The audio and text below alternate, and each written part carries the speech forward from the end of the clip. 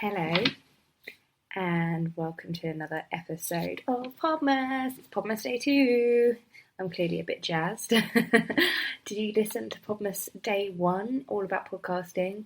It was only 15 minutes long, so nice and short, super easy. Let me know what you think. Tweet me at Wanderloo's blog. Go onto my Facebook group, which is the What She Said podcast. All the links are in the show notes, so just scoot on down to the description in this podcast and you can see where to go. Anyway, on to today's episode. I'm really loving doing these, by the way, because something will pop into my head and I can just be like, oh, I'm going to talk to everybody about this tomorrow. So today it's Imposter Syndrome. And this came up in the group, in my Facebook group. We were having a chat about what we're all getting on with, kind of with regards to our blogs, projects, and some people were doing amazing stuff with their editorial calendar. I'm looking at you, Sam Sparrow, and some people were switching to Squarespace, like me, and a couple of other people, and somebody said, excusez-moi, somebody said that they'd been held back from blogging, over the past few years because of imposter syndrome. And it made me feel a bit sad, and it also made me realise that we all feel like this and it would probably be a good thing to talk about. So imposter syndrome, everybody talks about it. It's such a hot topic. Or is it a hot topic? I just feel like it's a done topic. So I'm not going to talk about like coping mechanisms or, anything like that, because I don't know what I'm talking about, so there's no point. But what I am going to say is my experience of it. Essentially, imposter syndrome, if you haven't experienced it, you feel like an imposter, and it can manifest itself a little bit in the workplace, especially. You might feel like a fraud, and like someone's going to catch you at some point and be like, no, you're not meant to be here. We shouldn't have hired you. You've been winging it for so long, and we've caught you, so go away. So yeah, and I think it can manifest itself in any area of your life, but motherhood, like, could be one. Well, it could be anything. I don't know, it could be anything. I'm rambling. But for most of us, I think it probably relates to work. For me, I've found losing a traditional career title and moving into this crazy online world over the past 3-4 years has meant that I have lost a bit of I don't know, the shorthand that when somebody asks you at a party, oh, so what is it that you do? What's your job? Because that's what people say, isn't it? When you meet them, hi, oh yeah, nice to meet you, I'm Lucy. Where are you from? Oh, London, la la la. What do you do? Like, what do you do? It's such a like insipid question anyway. What do you do? Well, I drink a lot of tea, is what I do. And eat too much, and I don't go to the gym, and I mostly look after a baby. But what they mean, and we know what they mean, is what is your job? Even if, at the moment I'm on maternity leave, but I suppose the insinuation is that, have I said that in the right way? Never mind, it doesn't matter. Is that your job is kind of the thing that defines you. And whether you're not doing it right at the moment, like, we all have a category or a label attached to us, which is, this is what you do. You're a lawyer, you're a doctor, you're a nurse, whatever. If you are in one of these new millennial jobs, and I hate to say millennial because I don't really feel like I am one, I think it's quite hard because none of us, well, these days, I certainly don't do just one thing. So, the things that I feel imposter syndrome about, that's not a good sentence, but you know what I mean. I suppose the things that I feel fraudulent about. Sorry for all the coughing. Still got a bit of a cold. whether I'm a blogger or a journalist, and I basically feel a fraud in both.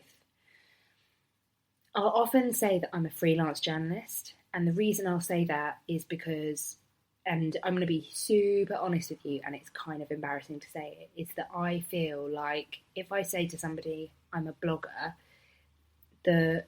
what's attached to the word blogger is less easy to understand. Does that make sense? So if someone who isn't in the industry says, what do you do? And I say, oh, I'm a freelance journalist.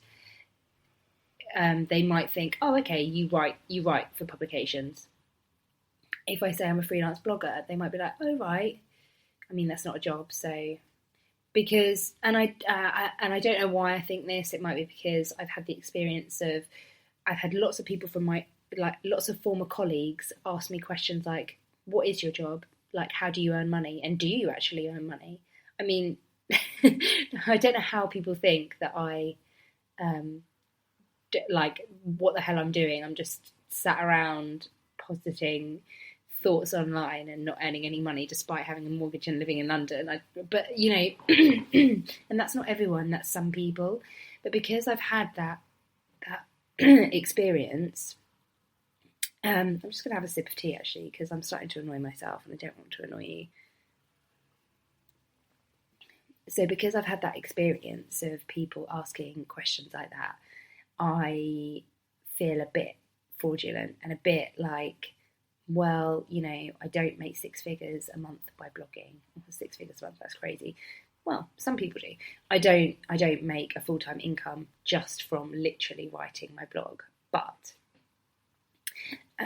equally, I don't make all of my money from freelance journalism, although up until the point that I went on maternity leave, I was making the most of my money from that. And I didn't even used to be able to, I used to feel really fraudulent saying that I was a journalist. And I kind of still do because, you know, I've never had I didn't go to journalism school. I didn't do a degree in journalism. I didn't do a degree in English.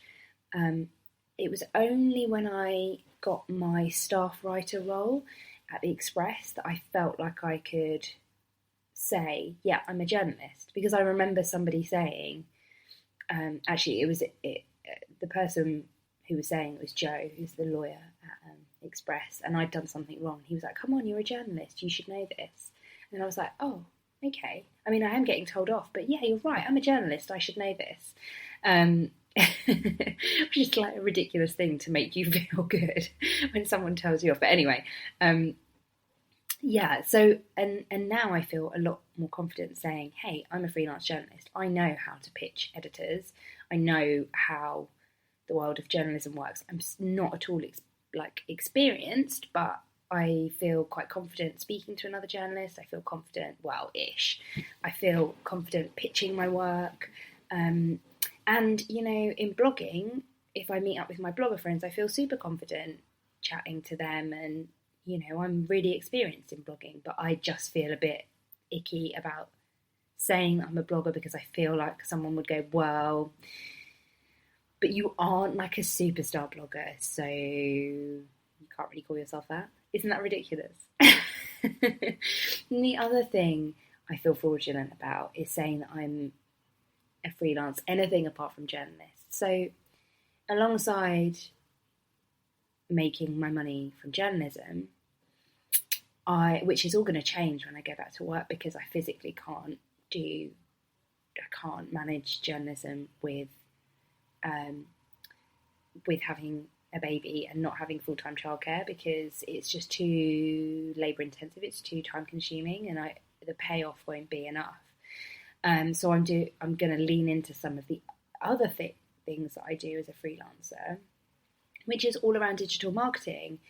And I was having an awesome chat with Charlie Swift, who runs the blog Once a Glimpse, and she's Charlie_Swift anywhere. So go and say hello. She's on series 2 of the podcast, which will be released in the new year. And, you know, she's a digital marketing specialist. And funnily enough, she doesn't necessarily think she's an expert. And we were sort of talking about that, and we were exploring the fact that her blog led her to all of this. But, and she's worked in digital marketing in agencies, and, she created that role for herself in the first company that she was working for, where she was doing that. Anyway, I don't want to give away all of the episode. It's really, really good. It's a really good one. But it made me think, yeah, you're right. I do copywriting. I've done social media management. I do consulting. I do influencer outreach for people. So why wouldn't I say that I'm a digital marketing specialist? I mean, it's kind of crazy, isn't it? I offer these services on my website, and people pay me to do them, or word of mouth normally, or previous clients or whatever. People pay me to create content for them, be it photos or writing or, web copy, whatever. But what do I need to be able to say, hey, I'm actually kind of experienced in this. I might not be an expert in SEO or, a UX designer or a web developer or whatever. But if you wanted a website set up, or if you wanted to switch your website from Squarespace to WordPress, or from Blogger to WordPress, or from one domain to the other, I could do that for you. I actually could do that. It's not something that I would necessarily want to offer as a service to people, but I could do that. I've done that several times for myself, for friends. So why can't I say that that's something that I do? It's crazy, right? And then the last thing is probably with my coaching. So some of you might know, and I'm talking about it a little bit more now because I really do need to sell this. One of the things that I do is blog coaching, and I've had a fair few clients over the past year, and that's all come from word of mouth. That hasn't really come from me selling it. And I feel like such a fraud setting myself up as a blog coach, because it feels like you need a qualification or you need something.